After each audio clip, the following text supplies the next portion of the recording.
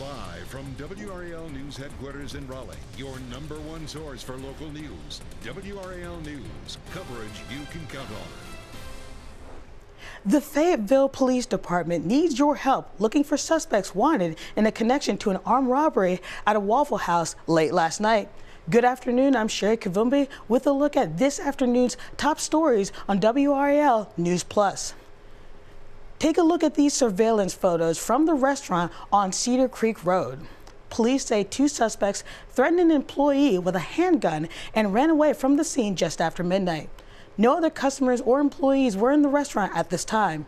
If you have any information or recognize these individuals, please call Crime Stoppers. Today, the excitement is revving up as our local teams are playing in the NCAA tournament. Today, with a trip on the Sweet 16 on the line, we have Duke versus Tennessee tipping off at 2:40. In the first round for the women, we have North Carolina against St. John's at 4 o'clock, and Duke hosts Iona at 9:30 tonight. Look for a full recap of today's tournament action tonight on our late news. St. Patrick's Day proves to be a lucky day for these newborns. Take a look at these adorable babies from the NICU Rex in Raleigh. Nurse Lori Edward made festive outfits to celebrate the beautiful babies and bring some joy to their parents. To borrow an Irish proverb, may the leprechauns dance over their beds and bring them sweet dreams. It is a beautiful day to be outside as we take a live look over downtown Raleigh this perfect Saturday, but don't put your jackets away just yet. Meteorologist Peter Sherwood tells us when the chill returns.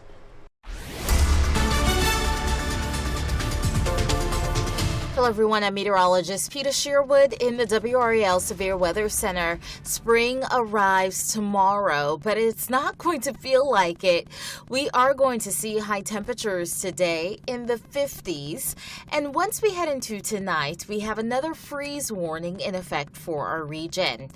Looking at a high of 55 on Monday with sunshine around, and then we're back into the 20s Monday night leading into Tuesday morning. A freeze watch is in effect, and that could get upgraded to a freeze warning as we head into tomorrow. Beyond that, temperatures are warming up. We're heading to 64 degrees, or on Tuesday, 67 degrees. On Wednesday, highs in the 80s, making a big comeback as we head into Thursday and Friday. Rain chances will be limited for this week. We have another good chance of rain rolling in as we head into the weekend. Here's a look at some of the other big stories we're watching today on WRAL News Plus. A relaxing stroll downtown can quickly become dangerous if a vehicle suddenly turns into your path. Good morning, I'm Bayla Walker. And I'm Camila Pereira. You're looking at our live camera on Fayetteville Street in downtown Raleigh, where new signs will soon warn drivers not to turn on red. CBC-UNC Diversity Fellow Lisbeth Ramirez is live in downtown Raleigh. Lisbeth, what caused the city to take these next steps? Camila, I'm here on Fayetteville Street in downtown Raleigh, where City of Raleigh data shows that there's been over 200 crashes involving people on intersections like this. City Council decided they can't wait any longer. Diana Sims rolls around downtown Raleigh daily. Like all the time. Sims has many experience with drivers in the area. On Capitol Boulevard, one day I was crossing the street coming from Mid City, and I had the right of way, and the person was on the phone, not paying attention, and how close he was, she stopped on brakes. She says things like this happen all too often. They need more lights and more signs for people that's in wheelchairs and people have disabilities. That change is coming to Raleigh soon. City Council voted to stop drivers from turning right on red in the downtown area. I'm really excited. Senior engineer James Sudano says the move will help limit pedestrian crashes. Downtown Raleigh is one of our top areas where we have conflicts with vehicles. Change started here on McDowell and Lane Street after a 2019 crash that killed a state employee. This led Governor Roy Cooper to ask the city of Raleigh to take steps toward pedestrian safety. Safety is going to be our top priority over efficiency, and that's what we're focusing on here with this effort. Although there might be some traffic delays, Sudano reassures residents. Everyone's on our mind when it comes to safety. I don't see people really obeying the traffic signals out here. Kelly Colvin sells hot dogs on Fayetteville Street. He says he's seen 2 pedestrian crashes in this past year. I mean, we have a certain percentage of people that follow the rules and a certain percentage that don't.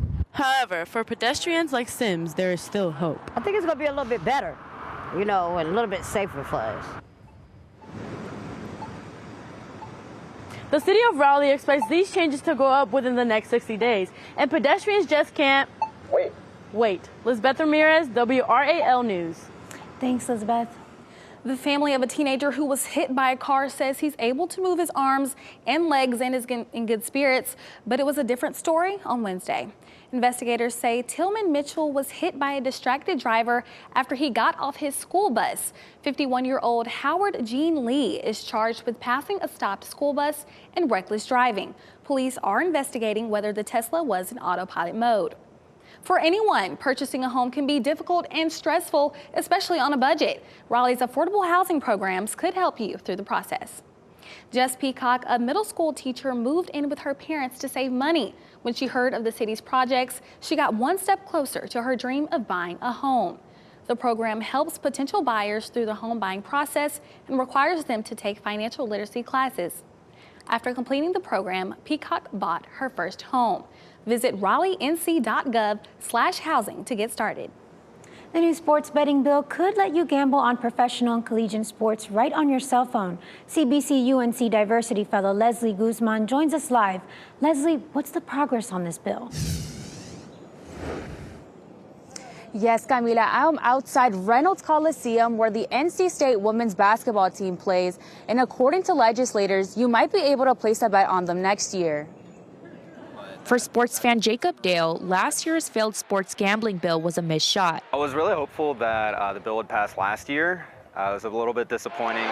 The bill is back for a second round, and one of its main sponsors, Representative Jason Sain, is expecting a different outcome this session. I think we're moving forward. I think it's a much different atmosphere from last time. While Representative Sain is optimistic, having apps like these in North Carolina is still more than just a click away. WRAL's investigative sports reporter Brian Murphy has kept a close eye on the sports wagering bill and explains why it hasn't been able to get the votes. Yeah, I mean, North Carolina is just, a more conservative state than some of the states that have legalized mobile sports betting. Murphy explained that this year's session could be different because there are new lawmakers in the House, and pro sports teams spent the last few months lobbying lawmakers and providing better data.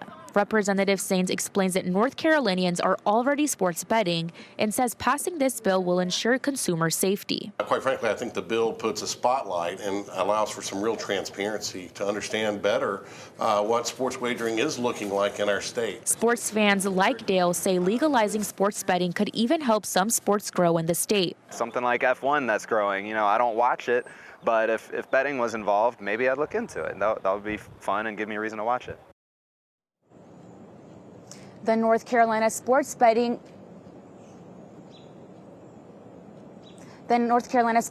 bill is on the agenda for this Tuesday's House Commerce Committee. I'm Leslie Guzman, WRAL. You're watching WRAL News Plus. You can also listen around the clock on your radio at 96.5 in Durham and 99.3 in Raleigh.